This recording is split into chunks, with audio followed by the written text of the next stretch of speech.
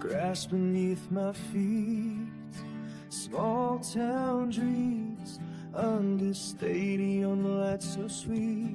From Pee-wee to varsity, we chase that ball. Champions arise as the leaves start to fall. College colors fly, battle cries ring out.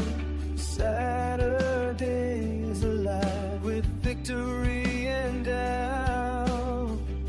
Alumni pride and freshman hope collide as pigskin heroes take the field in stride. We are the kings of the fall. From sea to shining sea, we answer the call. Every city, every town, on the Friday night spell, for the love of the game, we rise and we fail.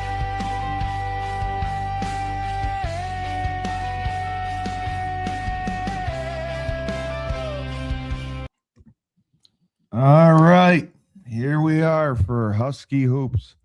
And no, Christy, it is not Conversations with Cully and Conlon.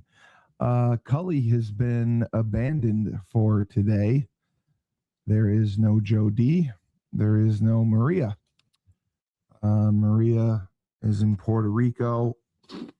She said she was going to come on, but apparently is not. So the good news is you're stuck with me. The bad news is you're stuck with me. So here we go. No, it is a song Dave has that he rarely plays, and I love it. So I got a chance to play it for once. Our Yukon Huskies, the men, pure dominance. Pure dominance. We are 11-1 overall going into Big East play, and we just began with Butler. And I don't believe there is anyone in the Big East that is going to give us any sort of competition. The first quarter, we came out guns blazing, 39 points to the Butler's 25, 40 points in the second half to Butler's 35. And it was great to see again. Solo ball getting back into his rhythm. 32 minutes, 8 for 14 shooting from the field, 3 for 6 from three-point land, and 7 for 8 for his free throws.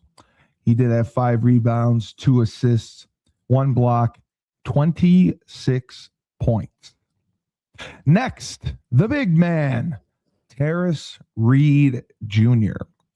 Mr. Reed is looking healthier and healthier as the day goes on, the night goes on, the games go on.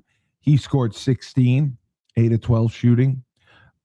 He had 5 boards, and he only had 3 fouls, which for him, very good. But he did have 5 turnovers to go with it, so we don't like that as much. He did have 3 blocks, not leaving his feet as much, which is what we talked about. Huge for him. And Mullins, now a starter, due to Jaden Ross preferring to come off the bench. I think he is a spark off the bench and doing a phenomenal job, much better than he was as a starter. The expectations put on him as a starter were much, much higher.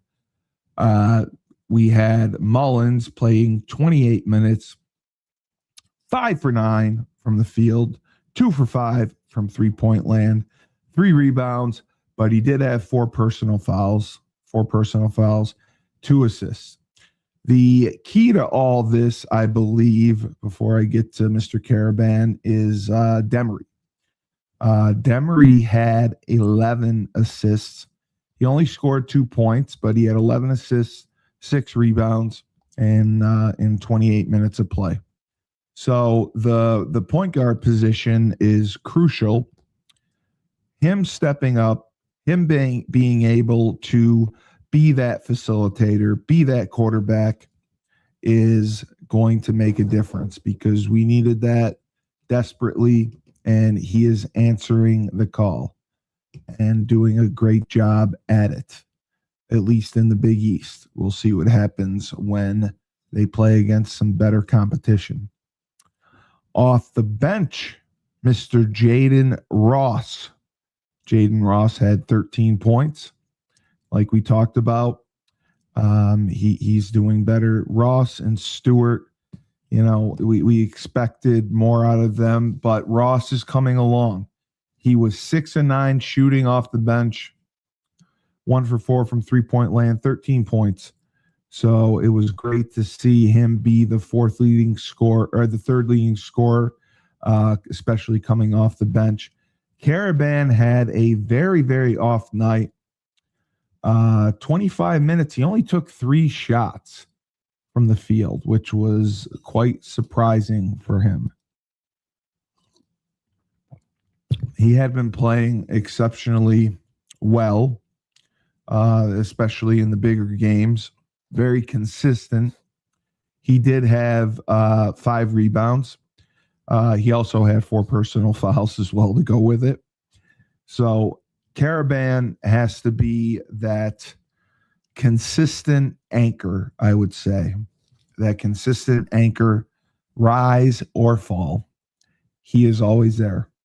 Always there to dominate and prepare. But we did not get a great performance out of him against the Butler team that I did not believe was great.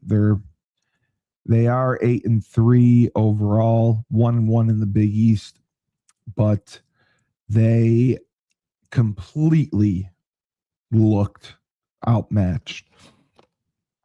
Drayton Jones had 13 points for Butler, and Stink Robinson, it's a great name, Stink. I should have had that nickname. Stink would fit perfectly with me. 10 points for the Stink. 10 points for the Stink. And then off the bench, Evan Haywood had 10 points in 23 minutes. But Butler, that was their first loss in the Big East, 3rd overall. Yukon 11-1, winning 79-60. Yukon looks better than they have, and God, I would say even 2 years, even the national championship year. Malachi Smith off the bench, he didn't do much. 12 minutes given to him, and no points. He had 1 assist, 2 rebounds, and 1 foul. Rybe, 18 minutes, 6 points, 4 block shots by the big man, 7 rebounds. So the production between him and Reed, we'd like to see him score a little bit more, but being that 7-foot defensive presence in the middle is making a difference. Whether he's blocking shots or not, he affects the way teams play offense. He redirects their offense. They're afraid to go inside because there's a 7-footer in there. There's a 7-footer that is going to affect my shot selection. There's a 7-footer in there who is going to block my shot. There is a 7-footer in there who is going to make me a highlight on SportsCenter. So Rebe for a freshman, I think he's doing outstanding. Malachi Smith, we'd like to see a little bit more out of him. Solo ball. Solo is the man. And Reed is the man. Reed being healthy is crucial. That has to be monitored all season long. And the fact that they gave him the least amount of minutes of the starters, I think, shows that. Hurley has a method to his madness, and that is why he played 21 minutes. But 21 minutes, 16 points. Can't do better than that. Almost a point a minute. 8 of 12 shooting. Solo going 32 minutes, and the 26 points was huge, leading the way. And then Mullins being in the starting lineup has really energized this team. I think that has made just a tremendous, tremendous difference having him in the starting lineup. Cariban, I was surprised just because he had been playing so well. And for him to drop off this game, I wasn't expecting. I was not expecting that. So looking at the schedule going forward, I believe they play tonight, if I'm not mistaken. They have, I'm sorry, I went way too far ahead. They have,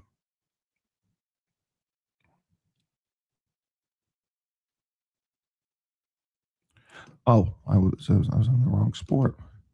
They have another Big East game tonight. I was just double checking to see who it was.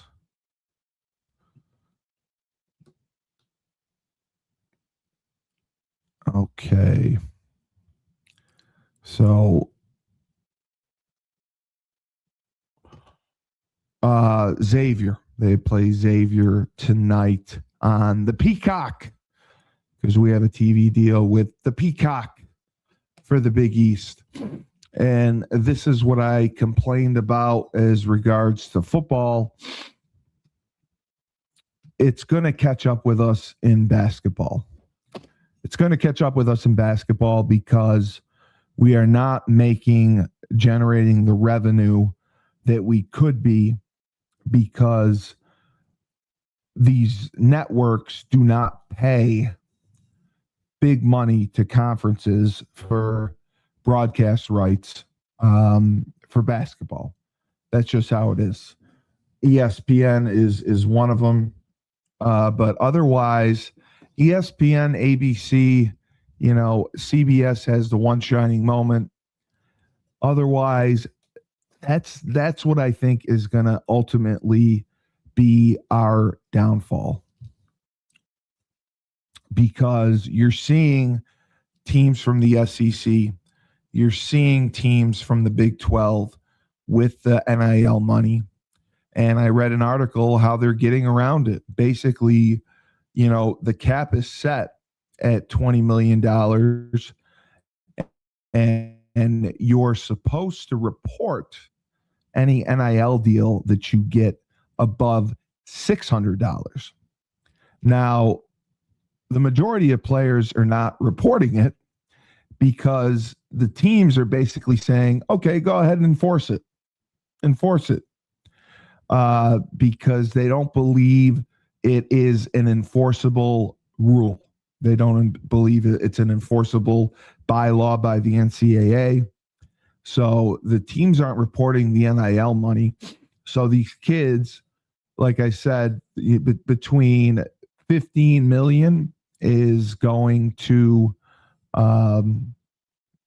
football alone, and the rest is going to men's and women's basketball, which drive the revenue that funds athletic departments for all other sports, all non-revenue sports. And Ted Cruz made a quote or a tweet yesterday about the state of college athletics being an absolute mess, an absolute disaster. And he says it needs to be fixed. And while on Rebel Republic, we said they have more pressing issues at order, this is going to end up being one, because it's going to be an arms race year in and year out to get the money, to buy the best players, and there's no loyalty.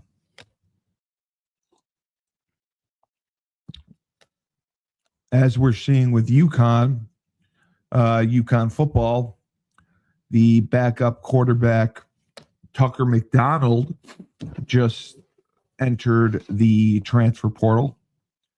And the reason Ted Cruz made the statement was because Iowa State, after Coach Campbell left for Penn State, is left with 17 players on their roster. Now, the transfer portal window was cut from a month to 15 days. It opens January 2nd, which is in a couple days from now. And it's 15 days long. And there's like 10,000 kids in it. So it's going to be a cluster to try to get this done, to try to get guys signed, to try to find guys a home. And Yukon right now, Cam Edwards, God bless him, played his heart out in the bowl, even though he didn't go in the second half as much. He is open to coming back to Yukon. And I said, I think Cam is special, but running backs are a dime a dozen. But I think this is going to trickle down to basketball. Playing in the Big East Conference is a detriment to us. Going through and smoking everyone is a detriment to us. It does not help us. It does not challenge us. It does not prepare us for what we are going to see in March. And I don't want to see another early exit. Hurley is as good of a coach as you can get.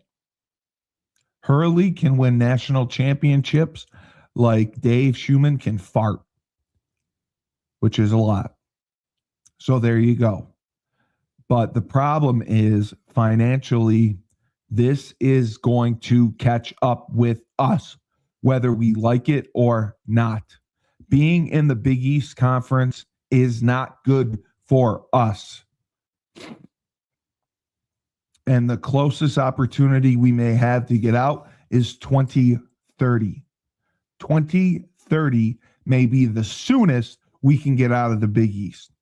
And the reason being, Notre Dame's buyout with the ACC drops to a mere $76 million. Well, they make 90 in media rights deals with everyone else, with NBC. So Notre Dame leaves the ACC. The ACC for football is adding 9 conference games like all the major conferences are right now. It's going to be very, very difficult for us to get games in football. As you saw, the schedule was released. We're playing James Madison. We're playing Old Dominion. We're playing Lafayette. But we do have Syracuse. We do have Maryland on there. We do have North Carolina, which I think is a step in the right direction. Exactly what we need. Exactly what we need. If we can show that we can draw and be successful against top-level competition, that is going to open doors for us that have been closed for the last few years. We have been on the precipice. We have been so close to having deals done with either the Big 12, possibly the ACC, for football only, until basketball. Basketball is tied to the Big East until 2030. So until basketball can come with football, I think we'll be in a situation where you'll see us as a national brand caliber like we were in the Big East. So moving along to the Lady Huskies.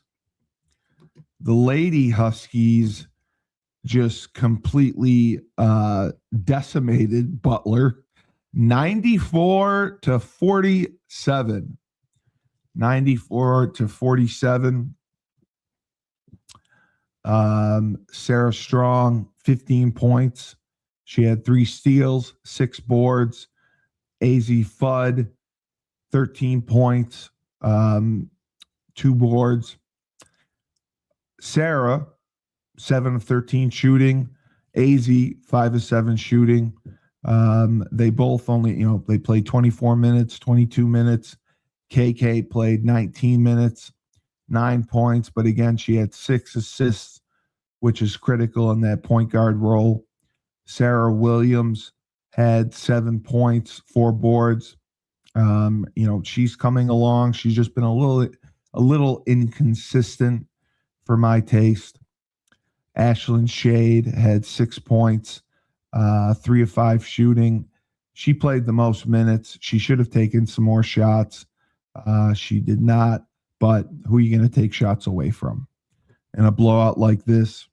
And I was yelled at on TikTok for not mentioning, again, Blanca Quinones. Blanca had 12 points, and she, again, off the bench, was the third leading scorer. The third leading scorer. She was 5 of 7 shooting, 2 of 3 from three-point land, 3 rebounds, and 3 steals. But again, just defensively, this team is unbelievable. Sarah had 3 steals. AZ had 2 steals. KK had 2 steals. Sarah had a steal. Ashlyn Shade had 4 steals. Blanca had 3 steals. So defensively, this team is ridiculous. But again, my only fear is playing in the Big East is going to hamper them. And I say that because you're playing worse competition. A lot of teams tend to play down to their level of competition. I'm not saying Yukon's going to do that. I'm not saying Gino would ever let that happen. But my only fear is they would get comfortable playing against this competition and then tournament time have a meltdown. Do I think that's going to happen? No. I think they're way too explosive. I think they're way too talented. I don't think there's anyone who can challenge this team. This could be one of the best teams in Yukon history, and that includes several of the undefeated teams. There's so much talent to go around. Gino was talking about not having enough minutes to go around. And looking at the schedule, they play Providence tonight. Tonight they are playing Providence on New Year's Eve. Well, not tonight, at 3 o'clock. They are playing Providence, who they should annihilate. They should annihilate Providence, and that will be good to see. But Providence, Seton Hall, St. John's, Creighton, Villanova, the next challenge they really have is Notre Dame. They play Notre Dame on January 19th. Other than that, who's going to challenge them? That's why I say the Big East is detrimental. Tennessee, they play February 1st. Other than those 2 late contests in conference, there's nobody. And that is my question. The Big East came back. The Big East has it set. So, $20 million can be paid for by the athletic department directly to athletes. None of the Big East schools have football, besides Georgetown, who really doesn't have football because they don't have scholarships. They play in the Patriot League for football. and I coached in the Patriot League. I adore the Patriot League, but it's just not the same. So you're looking at schools that don't have the financial constraints of having a football team. They should be able to spend on basketball. The only guy that has gone out and made basketball a priority and fundraising a priority is Rick Pitino. Rick Pitino has done that for the St. John's men's. And, he's going to do everything he can to get you to the NBA. He's not someone who loses sleep if you leave early. And it's paid off for him. It's paid off for him. So that is my big concern. College football, as I said a million times, rules the roost because of the billion-dollar revenue that is generated by these conferences. The Texas Tech guy who donated a ton of money had a plan where he believes that all conferences should band together and negotiate television rights together, and that it could be worth $7 billion, which would finance the non-revenue sports. Otherwise, with the difference in revenue from conferences, you're going to end up seeing sports get cut as the cap goes up. So the cap was 20 million this year. It's going to be 22 million next year. It's going to continue to rise based on the revenue generated by the conferences. So 5 years, 10 years, it could be $30 million. And I just don't like the state of college football. And then let's talk college basketball with I believe it was the Baylor player, or was it Baylor who tried to bring in okay, this was it. So there was a player, Baylor signed former NBA draft pick James Najai, and that current NBA player Trenton Flowers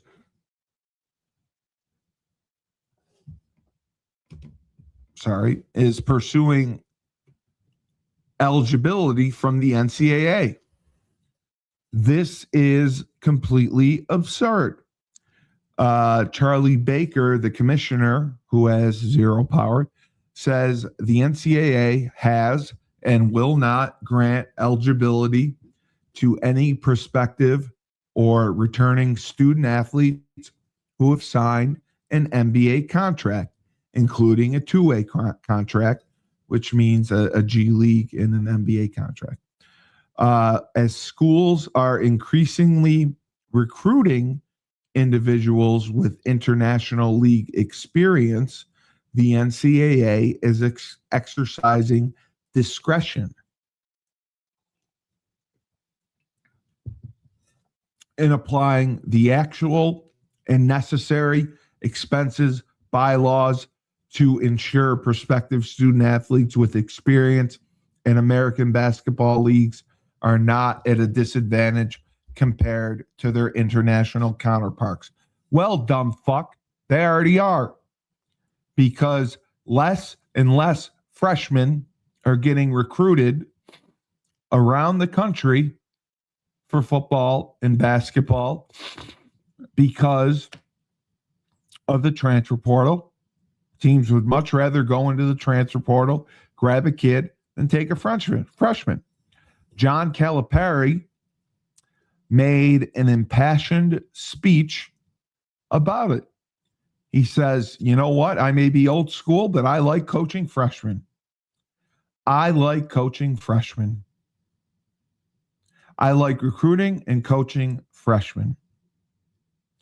He likes developing them, even though he may develop them for a year. But that is important to him.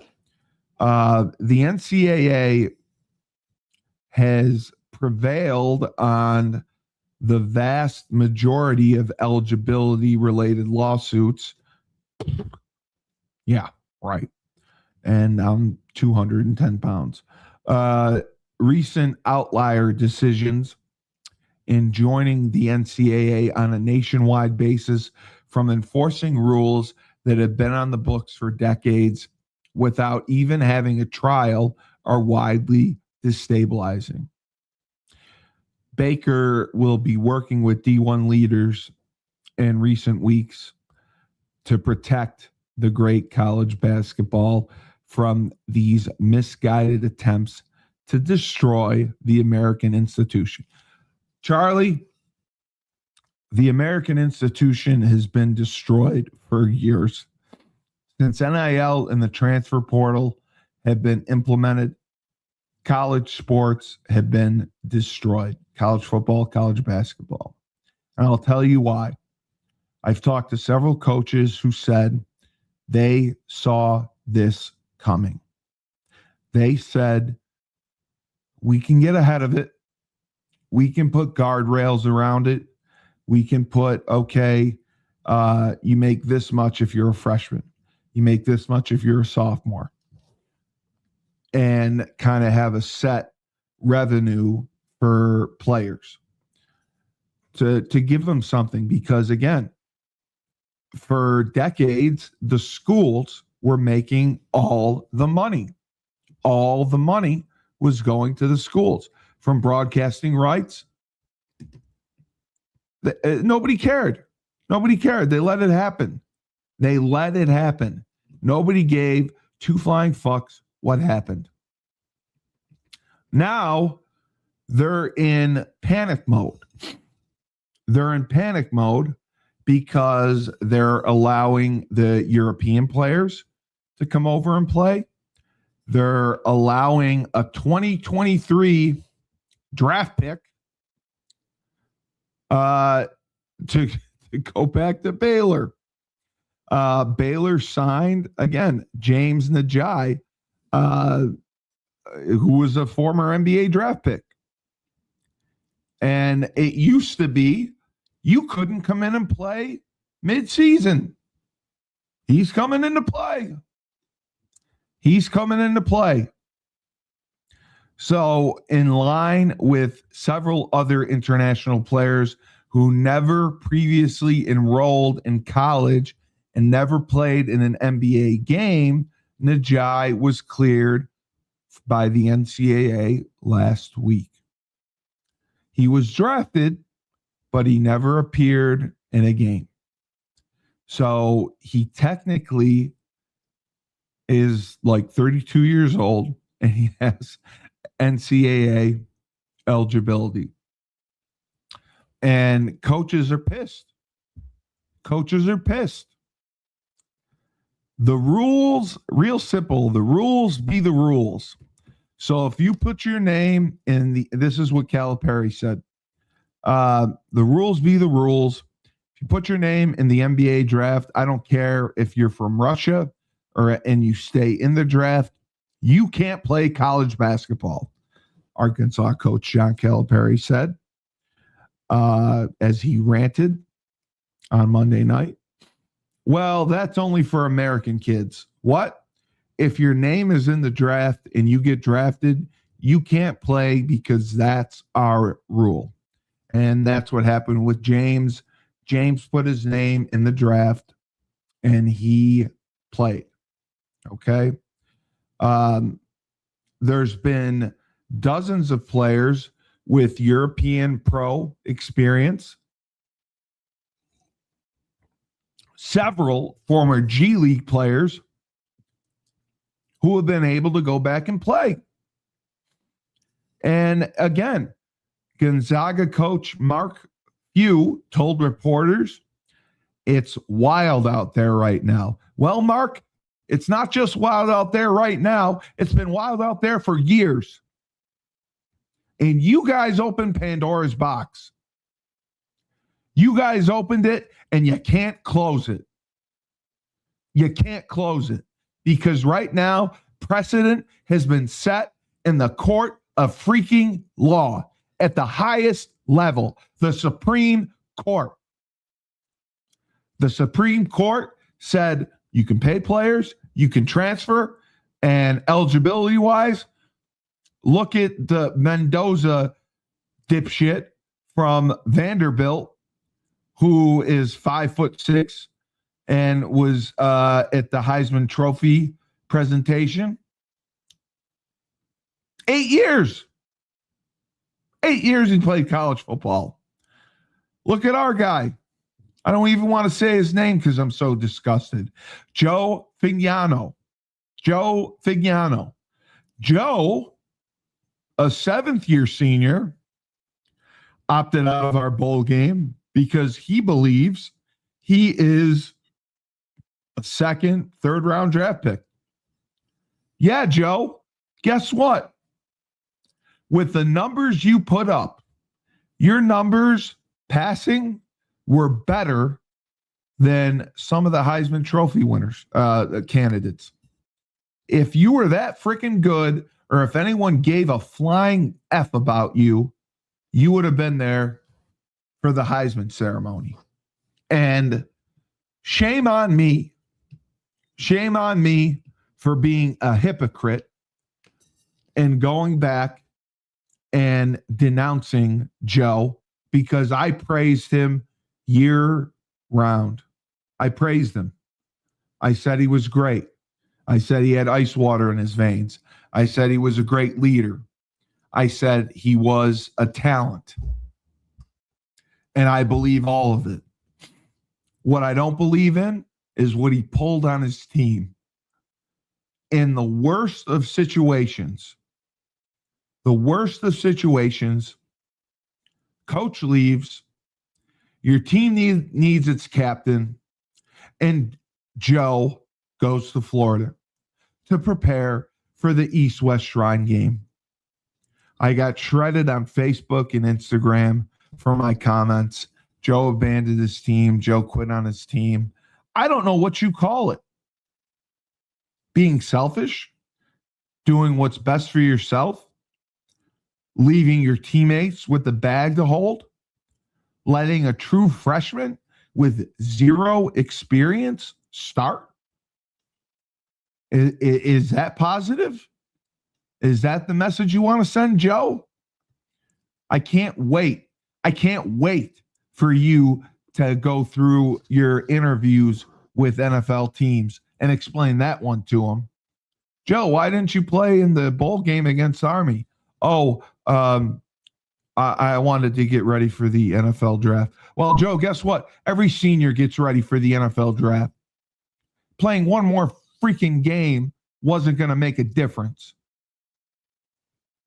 You abandoned your team. You quit on your team. You quit on every single fan like me who cheered you on, who rooted for you, who believed in you, who bought in to the bullshit. And I hear all the time, Dan Orlovsky. Dan Orlovsky had played for 7 years. He would have blown you out of the water. You're not even close to his level. And Dan was a 5th-round draft pick. So you believing you're a 3rd-round draft pick is what's called delusional. Delusional. That's what I have to say. So the state of Yukon athletics, basketball is flourishing. Basketball is going to be great for now. For now. However, it is going to catch up with us. It is going to catch up with us. Because financially, we are increasing our spending. We're going to spend as a group of 5 school $3 to $5 million a year. Is it going to be enough? Are we going to get better TV broadcast rights? Probably not. But football, St. Benedict believed that winning was going to fill the stands. Winning was going to turn the program around. Winning was going to cure all, and it didn't. We went 9-3. We had a chance to become the best team in school history as far as FBS wins. Nobody cared. None of the players cared. A few of them did. Lewis Hansen did. Lewis Hansen would have snapped the ball to himself and played the whole game against Army. Lewis Hansen is what it means to be a true football player. The rest, I'm opting out. I'm going in the transfer portal. I'm going to transfer my balls. How about work hard? But it's all about the Benjamins. It's all about the green. And basketball is doing the same. Basketball, we can get by because we're paying a few players a lot of money. We can get by with $5 million, $3 million budget with the men and the women. We can get by with that very easily because you're paying less. But when you have an SEC school that has a war chest of $30 million to pay players, guess what? They're not only going to beat you in football, they're going to beat you in basketball. And it may not be this year, but it is coming. It is coming. And unless St. Benedict has a sense of urgency, the athletic department has a sense of urgency to get into a freaking conference, we're doomed. And everyone who praises and loves basketball up and down, oh, Yukon is so great. Oh, I love Yukon basketball. We're so special. We're so talented.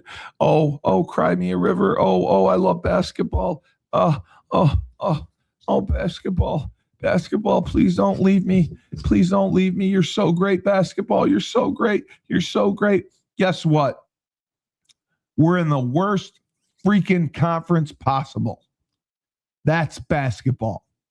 We're in a garbage conference, the Big East. The Big East. You could take a high school team from New York City and put it in the Big East, and they beat Seton Hall. They beat Providence. They beat Butler. They beat Xavier. That's how good the Big East is. You want to tout the talent of the Big East? Please, go ahead. How many teams did we get in the tournament in the last year? We got one for the women. It was us. We got two for the men, or three for the men. Us, St. John's, Creighton, whatever. That's what we got. You want to be proud of that? Is that something to be proud of? You won the Big East Conference? It's like being the tallest little man. That's what it's like. So if you're going around bragging about us dominating the Big East and having this great program, yeah, we do have a great program. But we are not getting tested right now playing this Big East Conference schedule. If anything, it is detrimental to everything we are about and everything we are doing, and it is an insult to everything Jim Calhoun built. An insult.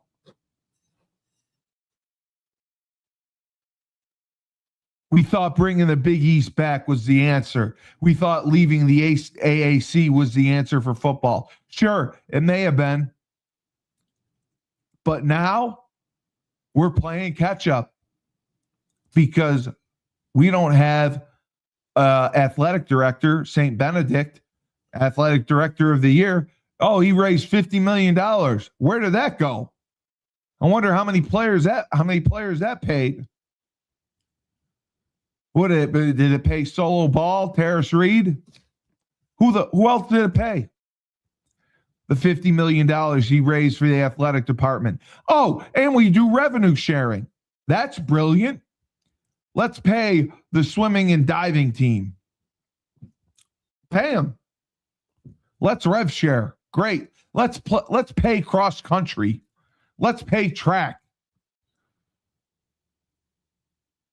Because that's what all the top schools do. No, what all the top schools do, they focus on football to make the money, and the money made from football goes to the other sports. That's how it's done. We're not doing that. We're revenue sharing. And oh, by the way, you want to donate to Yukon? There's 5,000 different athletic funds. Go on and try to donate. See which fund you want to donate to. The Husky Athletic Fund allegedly is the best. I don't know. All I know is there's 47 different ones. And then there's Store Central. Store Central are NIL collective. Store Central, who is anything but unbiased. So if you want to support anyone, support Dave and I, because we make legitimate content that tells you the truth. Whether you want to hear it or not, we tell you the truth. Because we care. Because we bled for this university. We bled. We went through hell playing football for this university. We love Yukon. Mike Burton said it, bleed blue. We bleed blue. We bleed bluer than anyone. That's why we do these shows. That's why we produce content, because nobody else does. There's very few shows covering Yukon athletics. Very few. Not when I played, not when Dave played. There aren't beat writers going to practice. Nobody cares. Nobody cares. So I just wanted to mention the WNBA is nearing the point of no return. Negotiations are not going well, and they are going to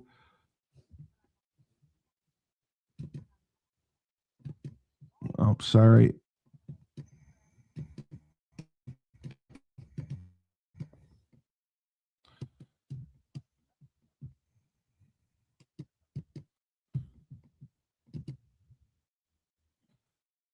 The WNBA is going to be voting to go on a strike because they cannot come to a consensus on the CBA agreement. The players are displeased with negotiations, and they don't feel the WNBA is negotiating in good faith. And the deadline is January 9th. That was when the extension was made. Okay? And, you know, they just want a fair deal. They increased the salary max to 1.2 million. The average salary is going to be $500,000, which is all good. And they deserve it. Good for them. So the Houston Rockets ownership is in substantive talks with the Connecticut Sun over purchase and relocation of the franchise. The discussions have been described as positive, and ownership, the Sun's ownership will find the offer acceptable.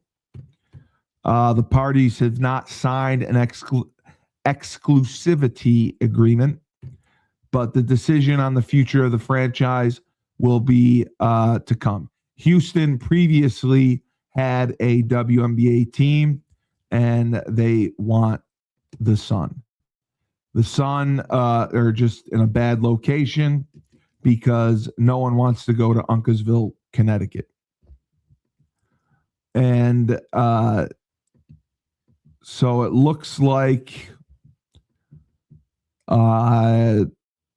just so everyone knows, the Hall of Fame is going to be happening, and it's going to be Blake Griffin, Candace Parker, Jamal Crawford, the 1996 Olympic women's team, Bruce Pearl, Calvin Sampson, coaches, were among the first-time nominees. Also, a first-time nominee, Ella Deladon, who famously backed out of Yukon, and Joe Johnson, players. Mike D'Antoni is a contributor. So that's all I've got. Mazel tov on your Husky hoops. I'm sorry Joe D wasn't here to put me in my place, Christy. I'm sorry Maria wasn't here to be the voice of reason. I'm sorry Dave wasn't here. You got stuck with me, and you got me fired up because I'm sick of the bullshit. I'm sick of college sports. I'm sick of the transferring. I'm sick of the money. A scholarship used to be enough, and it's just going to get bigger. The arms race is going to get bigger, and it's just going to get worse. So this is Steve Cully. Remember, when life gives you lemons, don't make lemonade. Take 2 oranges, throw them right back at Saint fucking Benedict.